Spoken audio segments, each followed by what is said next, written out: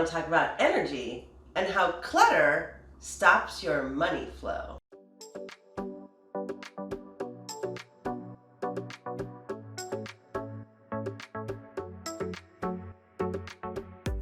What's up, beautiful people? Welcome back to Krystal TV, where today we're talking about how clutter stops your money flow. Now, energy is meant to flow through your space like water in a riverbed. When you think about water in a riverbed, what happens when you throw stuff in it? If it's big boulders that you throw in the river, well, I'm from Colorado, so I'm used to the whitewater rapids that you get from big boulders. It's fun, from what I understand. I've never gone myself personally, but it's not what you want in life. At least I don't. If you throw in too many boulders or too much junk or too much clutter, it's like a beaver dam. It just blocks it up. Eventually that water gets backed up. And if there's no movement coming in, it's blocked up both directions and it continues to get blocked up and blocked up. Eventually it just becomes stagnant like a swamp. And like a swamp, that energy stagnates. And that energy is your resource. Your resources are connected. When one stagnates, they all stagnate. It's a chain reaction.